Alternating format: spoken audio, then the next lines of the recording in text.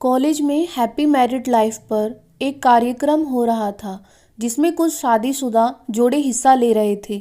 जिस समय प्रोफेसर मंच पर आए, उन्होंने नोट किया कि सभी पति पत्नी शादी पर जोक कर हंस रहे थे। ये देख कर प्रोफेसर ने कहा कि चलो पहले एक गेम खेलते हैं, उसके बाद अपने विषय पर बात करेंगे। सभी खुश हो गए और कहा, कौन सा गेम? प्रोफेसर ने एक मैरिड लड़की को खड़ा किया और कहा कि तुम ब्लैक बोर्ड पर ऐसे 25-30 लोगों के नाम लिखो जो तुम्हें सबसे अधिक प्यारे हों। लड़की ने पहले तो अपने परिवार के लोगों के नाम लिखे, फिर अपने सगे संबंधी, दोस्तों, पड़ोसियों और सहकर्मियों के नाम लिख दिए। अब प्रोफेसर ने उसमें से कोई भी कम पसंद वाले 5 नाम मिटाने को कहा। लड़की ने अपने सहकर्मियों के नाम मिटा दिए। प्रोफेसर ने और 5 नाम मिटाने को कहा। लड़की ने थोड़ा सोचकर अपने पड़ोसियों के नाम मिटा दिए।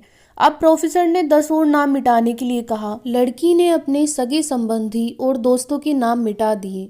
अब बोर्ड पर सिर्फ 4 नाम बचे थे, जो उसके मम्मी पापा, पति और बच्चे का नाम था। प्रोफेसर ने कहा कि इसमें से और 2 नाम मिटा दो। लड़की असमंजस में पड़ गई। बहुत सोचने के बाद बहुत दुखी होते हुए उसने अपने मम्मी पापा का नाम मिटा दिया। सभी लोग स्तब्ध और शांत थे, क्योंकि वो जानते थे कि ये गेम सिर्फ वो लड़की ही नहीं खेल रही थी, उनके दिमाग में भी यही सब चल रहा था। अब सिर्फ 2 ही नाम बचे थे, पति और बेटे का। प्रोफेसर ने कहा, और एक नाम मिटा दो। लड़की अब सहमी सी रह गई। बहुत सोचने के बाद रोते हुए अपने बेटे का नाम काट दिया। प्रोफेसर ने उस लड़की से कहा, तुम अपनी जगह पर बैठ जाओ, और सभी की तरफ गौर से देखा और पूछा, क्या कोई बता सकता है कि ऐसा क्यों हुआ कि सिर्फ पति का ही नाम बोर्ड पर रह गया? कोई जवाब नहीं दे पाया। सभी मुंह लटकाकर बैठे थे। प्रोफेसर ने फिर उस लड़की को खड़ा किया और कहा, ऐसा क्यों? जिसने तुम्हें जन्म दिया और पाल पोस कर इतना बड़ा किया, उनका नाम तुमने मिटा दिया।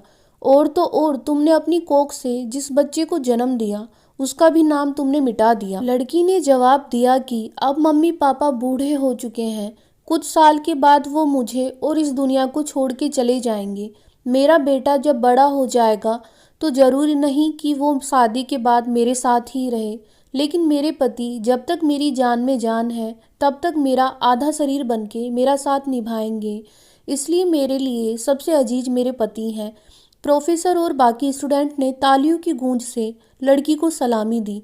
प्रोफेसर ने कहा, तुमने बिल्कुल सही कहा कि तुम और सभी के बिना रह सकती हो, पर अपने आधे अंग अर्थात अपने पति के बिना नहीं रह सकती। मजाक मस्ती तक तो ठीक है, पर हर इंसान का अपना जीवन साथी ही उसको सबसे ज़्यादा अजीज होता है। अगर आपको ये कहानी अच्छी लगी तो चैनल को लाइक एंड सब्सक्राइब जरूर करना।